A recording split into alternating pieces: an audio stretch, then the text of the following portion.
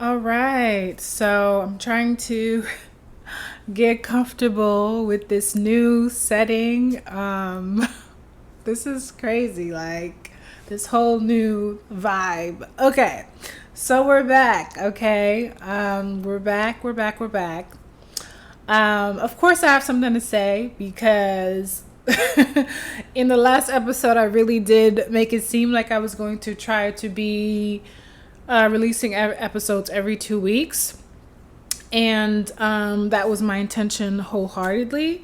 And life, in a good way, has been lifing. So I've been making a lot of changes in my life personally. So I had to get those changes going. That took a lot of brain space. And shooting the podcast and talking about different things was not top of mind. Topics were not coming to me. But now that I am settled, I am ready to start talking about things again. We need to talk. Let me get comfortable. I feel like I'm trying to I don't know, sit the right way in this setup. If you can see the visuals for this episode, but yeah, I just had to get settled. But I am now. So here goes another episode. I'm not going to make any promises about how often I'm going to record episodes. I do know that I have one coming up for you all that I should be able to release in the next 2 weeks. To be quite honest with you, I'm brainstorming some more topics that I want to talk about. And this was one of the topics that has come up for me in some of the work that I've been doing with folks, with clients, because the second generation immigrant population is my clientele. That's who I enjoy working with.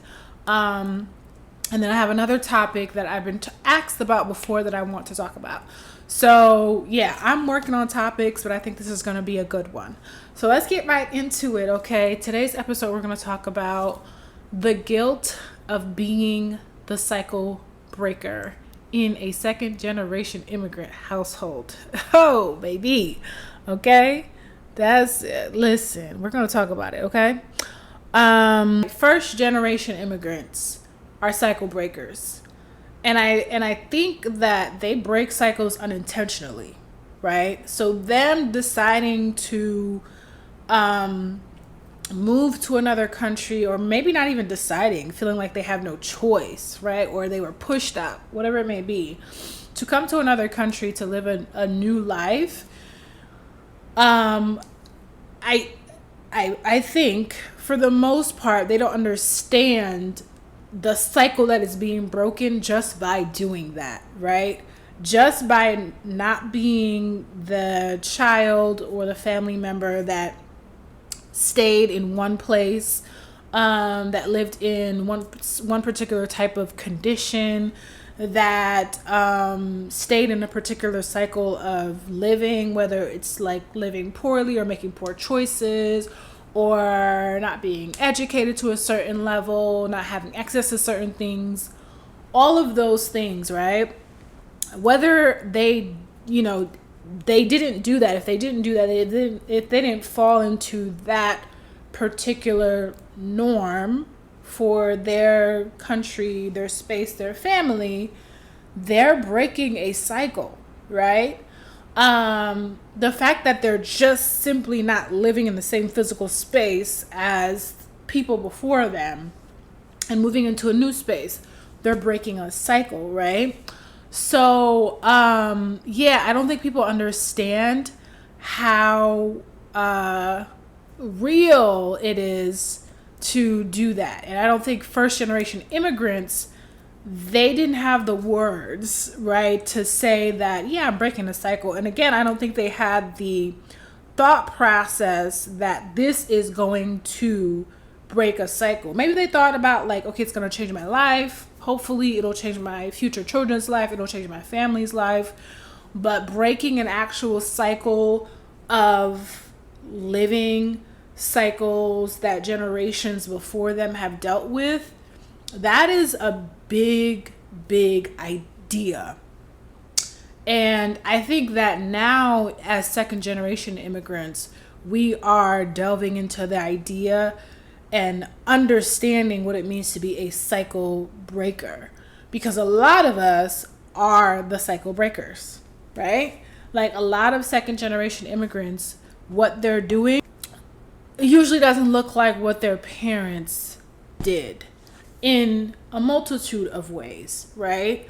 So I'm sure that there may have been some guilt with first generation immigrants when they left their family, came to this country to do something new, right? Something different. I'm sure there was some guilt, right? Because it's difficult to seek better for yourself and then see the people that you left behind, right? If they're still suffering, or if they just, don't have it like you do, or they don't have the access to the opportunities that you have or will have by making this move. So I'm sure there's some guilt there, right? But I think that for first generation immigrants, they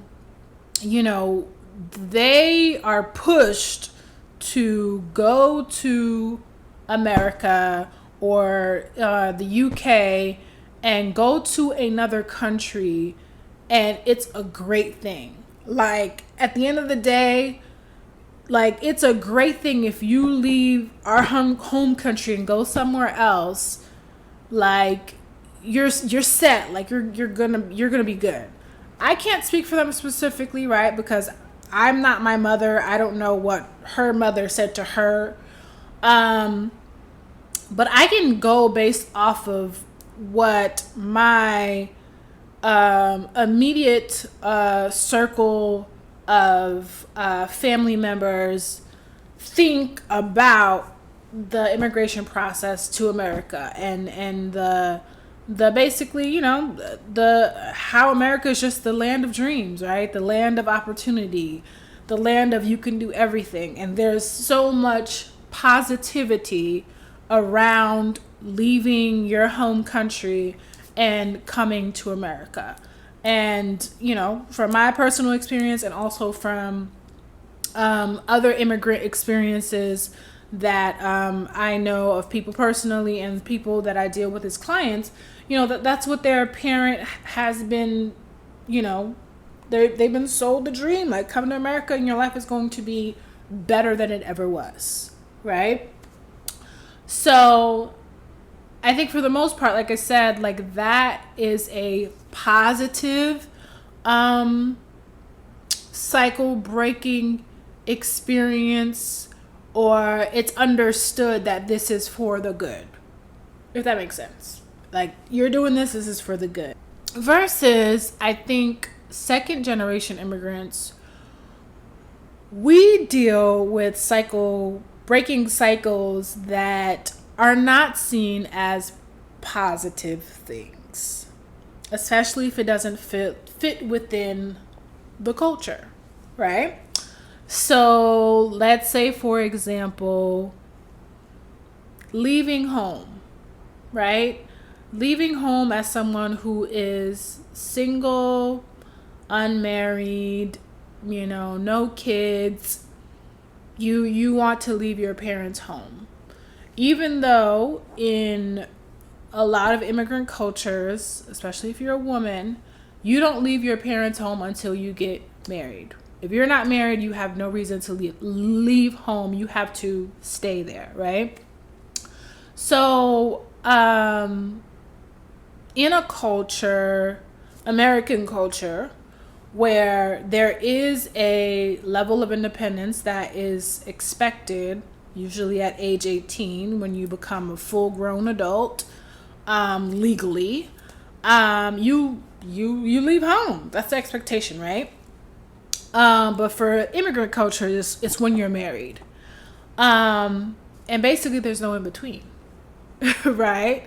So maybe you don't leave home at 18. I for sure did not leave home at 18. And I don't know a lot of immigrant children that left home at 18, unless they had like a dire situation, or they really rebelled, or, like they basically had to do it.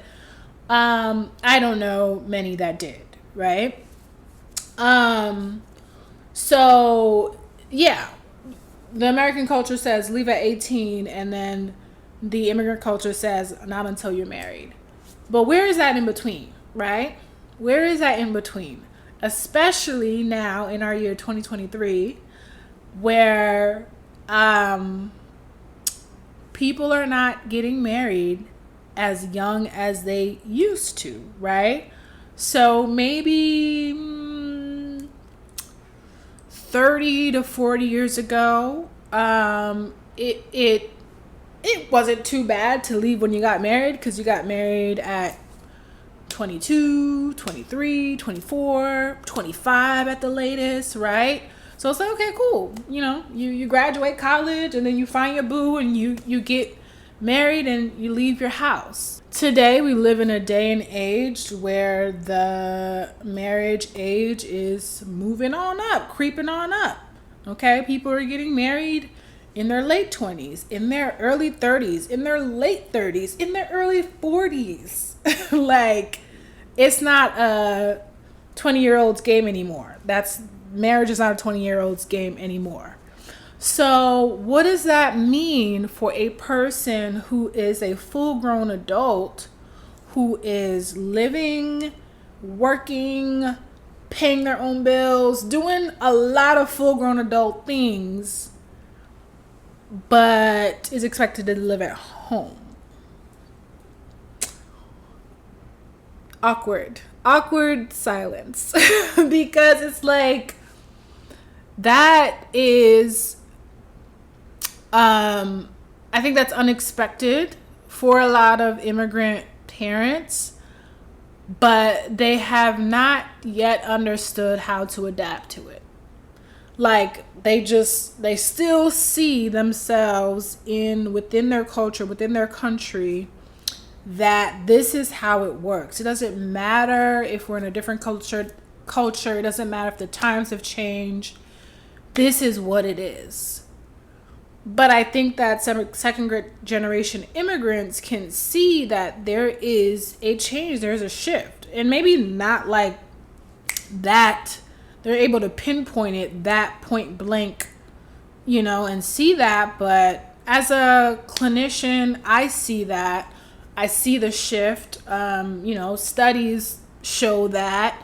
And I understand the dynamic of our society. So I could see it from a sociological lens. And I don't think that within our spaces and our the mediums that we're in, we can, actually see the shift that's happening. So yeah, you get stuck in a place where there's no middle ground. You don't leave at 18, but you could be 50 and you're still living at home with your parents. And honestly, truly, I think that so many immigrant parents are so stuck in that culture that they don't even realize what they're telling their kid. Because again, some people are not getting married till they're close to 50, which I don't think, again, they're understanding that shift, and they're telling their child, if you're 50 years old, you should still be here. At 50 years old, you should still be here. So it's like, I struggle with immigrant parents who cannot see that shift. And I think that finding the medium is what needs to happen, right? And I think what is happening now, though, what's happening now is children of immigrants are realizing that, hey, I don't know when I'm gonna get married. Like, I can't like pinpoint it, right? Because I'm not getting into an arranged marriage like, some immigrant backgrounds, or I'm not getting married to so-and-so's neighbor who lives down the street that, my mom knows or my grandmother knows. Like, there's no like specific like way for me to know when I will get married. However, I can tell that I have reached into a stage of adulthood, that I reach into a stage of adulthood that is no longer what it looks like when I was 18 or even 20, right? So if you're in your 30s or early 40s, it's definitely not the same as if you were when you were 21. So what does that mean for me and setting myself up for my future? Just thinking about setting yourself up, right? Going back to what our parents did, right? What first generation parents did to make sure that they had a life that was good for themselves and good for their future children was accepted as this is what you do, and it's a good thing that you're doing it. But independence in while living in America or living in the West is not seen as a good thing. Independence in any way, shape, or form is not seen as a good thing. Whereas if you really take a good look at what it means to have this sense of independence and feel sure of yourself and make decisions and know what you want, it's a great thing. It can be a great thing. Especially if you are thinking about what that looks like for your future, which I think that's what's important for second generation immigrants to think about when thinking about making choices and why they make choices and their intent about around the choices. So what I'm about to say may seem like I'm like not in touch. Maybe, I don't know. But I think that because a lot of times second generation immigrants can be placed in this situation where it's like you're forced to do one thing and you just want to rebel and break free from what you're forced to do. Like you want to just do what you're told to not do because it's so constricting, the expectations and the thoughts. And it's like, okay, I gotta get out. Whether that's moving out or, disconnecting with family completely, but you just do what you need to do to just push out of these expectations that may be like killing you, just killing you, okay? But what I want, before we get into if you have guilt, if you haven't taken that step to be a cycle breaker yet in certain ways, I want you to think about the intent of the things that you are choosing to do. Okay? Moving out, that's an example. Let's talk about something mental health wise. Let's say you want to go to therapy, right? And as we know, in Black and brown communities, in immigrant communities, going to therapy is like, what do you mean you're going to therapy? What are you going to therapy for? Like, who are you going to talk to about our business, right? Our business or whatever's going on, right? What is it that I'm going to get out of therapy? And I think, of course, when we think about therapy, we think about it makes sense. Okay, yeah, therapy's good. Therapy's great, right? Of course it is. I'm a mental health provider, so therapy all day. I'm going to boost it up. But I want the intentionality about therapy to be really thought about before even doing it, because there probably will be a guilt that comes from it, especially if you've told somebody about it, or you are telling deep things that go against like what you like are supposed to think and feel, and you're just saying it out loud. I'm telling you, just saying it out loud to someone can bring up this guilt. So before even going into that, think about, what is it that I want to get out of this? I'm going to therapy for what reason? Do I want to make sure that I unpack all of these ideas and beliefs that were given to me, told for me to follow without really any like choice? Do I want to unpack that? Because there may be things in that I had to take on that I didn't want to take on. So what does that mean? Do I really want to deep dive into my culture and pick out for me what works in my life today and what doesn't work in my life today?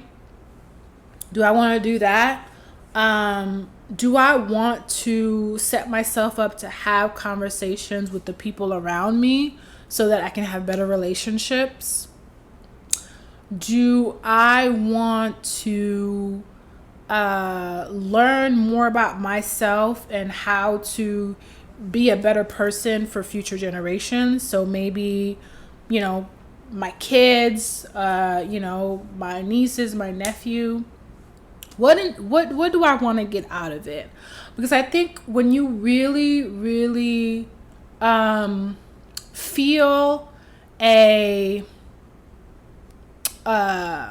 sense of purpose in the things that you do, yes, you may feel guilt, and yes, also you can always go back to that purpose. Because these two things can live in the same space, right? Two feelings and emotions that can be contradictory can live in the same space. So you can feel that guilt of doing something that is abnormal and what shouldn't be done, or what you've been told is wrong, and still feel a sense of, I'm okay. I'm in my purpose. I'm doing something that is empowering. I'm doing something that will change me and my future. I'm doing something that will change me and my surroundings. I'm doing something that will change my state of mind, right? So if you feel like peace and just a grounding about that, I think it helps combat the level of guilt. So doing that, first of all, is like step one before even trying to like really unpack what to do with that guilt. Before you make that decision, before you decide, I'm going to move out of my parents' house, really think about what you're setting yourself up to do when you make this decision. Because again, I think it can be like oh yeah, it makes sense. Like, I'm this age, so I'm going to move out my parents' house, right? Like, especially again, if you're like not 18 anymore and you're like a good 30 years old, you're like, yeah, that makes sense. Okay. Yeah. On the surface, it makes sense. And what is your purpose? Like, what is it that you're going to do outside of your parents' house that's going to change the trajectory of your life moving forward, right? Like, what are you going to get from that experience and that level of independence that's going to set yourself up for, X amount of years? Think about it. Like, think about all the things that you want to do. And that may be literally creating a list. What are the things that I want to do when I move out on my own? And, will it be easier to accomplish these things if I'm out on my own? Because that may be literally what it is. Like, if I move out of this physical space, I will get to do this, and this. Like, these are the things that will come from here. Write it out. Think about that. Because sometimes it is just what you need. You need to have a different physical environment to be able to achieve certain goals. And I mean, let's be real. There are certain environments that you're in when you are in close proximity to parents or other extended family members that can be stressful. Like stressful. And if that stress is impacting you on a daily basis and preventing you from having the motivation or, being consistent, whatever it may be, like whatever goal it may be, then yeah, it literally may be best for you to step out of this space. And I say that because every immigrant household is different. Yes, there's a similar foundation in terms of like how immigrant, parents do their thing and how they think about things, but overall, but still, like if you just hone in a little bit more and like have your lens in a little bit more, every household runs a little bit differently. So for some people, there are things that they can deal with and they can handle. And for some people, it's just not fruitful. It's not going to bring about fruit, you know? So yeah, create a list of what you want for yourself spiritually. What do you want for yourself financially? What do you want for yourself for your physical health? What do you want for your mental health? All those things, write them down and figure out, okay, will it be better for me to accomplish these things that I want outside of this household? And if so, okay, right?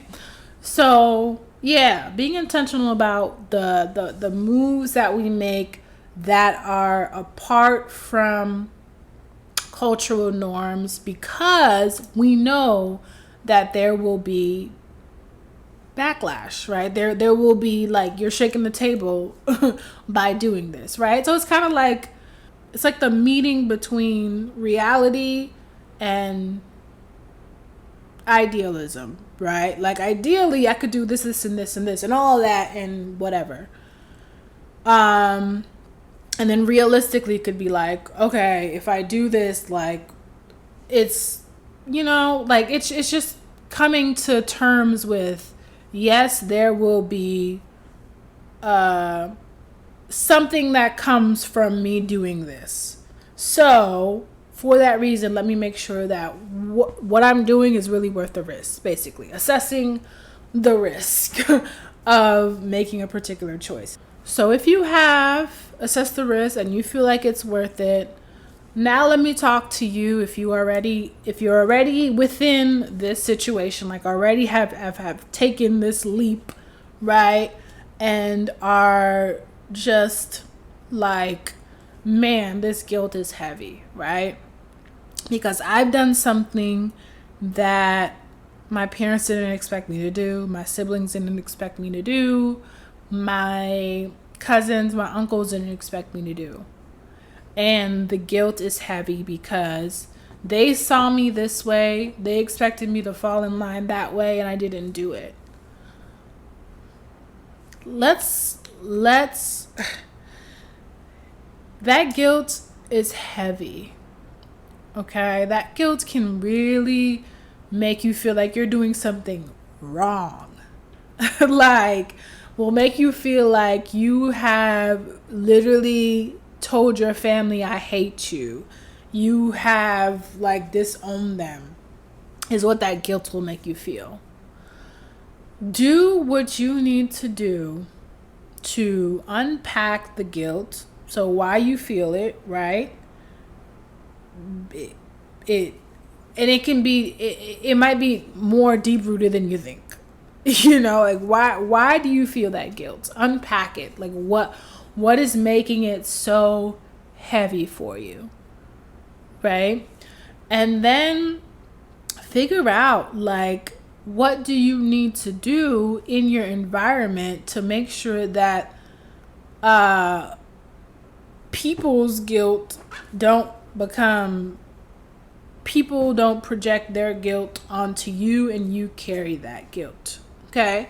Because it's one thing to have your own personal guilt and to unpack that, but it's also another thing to have someone project their guilt onto you, whether it's somebody else who's made a decision that they felt bad about, or they tried to make you feel bad because you made that decision. Like, what does that look like? Okay. Like, are these people that you want to be around on a consistent basis?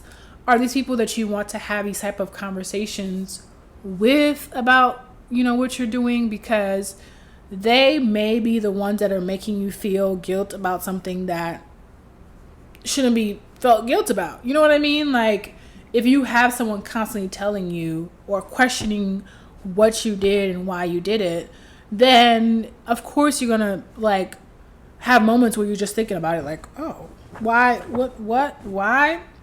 Even after you already got your list and you got, you've figured out why it makes sense for you.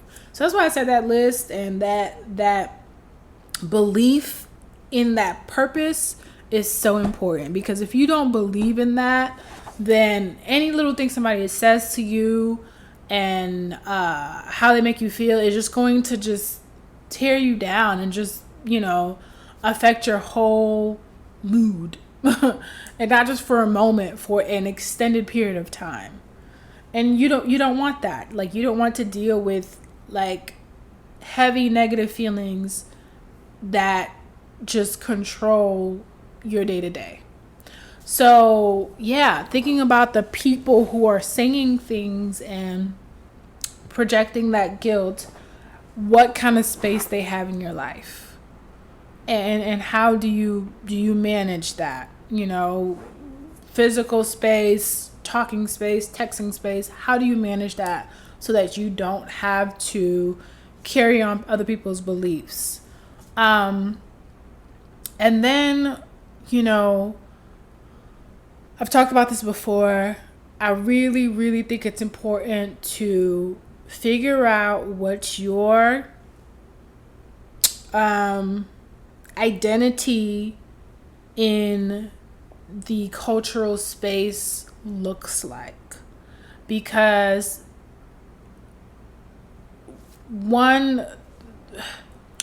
it doesn't just look one way. It doesn't have to look one way. You don't have to present as Haitian American one way.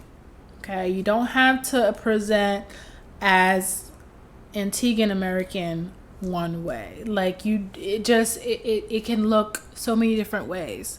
Think about that. For you, what does it look like for you? How do you want that to look like for your future, for your children, if you have them or you want to have them?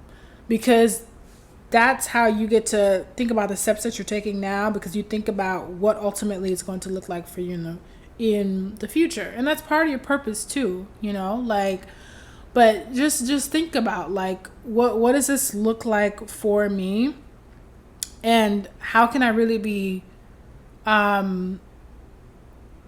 secure in that,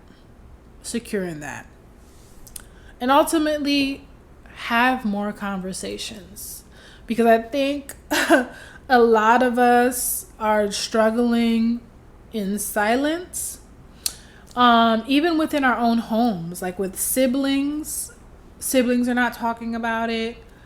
Outside the home, cousins are not talking about it. Like, we're not having these conversations. So that everybody is making these decisions, trying to do these things on their own, dealing with guilt on their own, and not knowing that there's somebody who's dealing with the same thing. And that's also, part of a cycle that needs to be broken, is to have conversations about stuff, because there's no way you're dealing with it on your own. If you are a second generation immigrant, like, there's so much that other second generation immigrants are dealing with, and we're all on these little islands by ourselves trying to deal with this stuff when we can just, like, talk about it in community. So yeah, that community matters. So yeah, those are my thoughts on, just the processing of guilt, of, doing things that are breaking cycles, because second generation immigrants, we're constantly breaking cycles. And it's not easy. It's so hard. It's so hard. It's so hard to not just fall in line with what you've seen done. It's so hard. Or what you're told to do. It's so hard. But when you know better, you do better.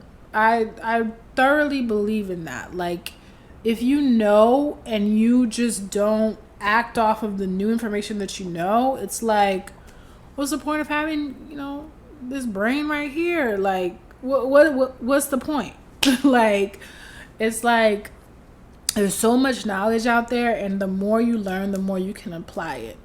And it's hard, but I think there is so much power in being able to do that and following through and really achieving the purpose that you have for yourself, but breaking a generational cycle that will have a ripple effect for generations of people to come. So thank you all so much for rocking with me for this episode. I do have more episodes to come. Like I said, I'm conjuring up some content, you know what I'm saying?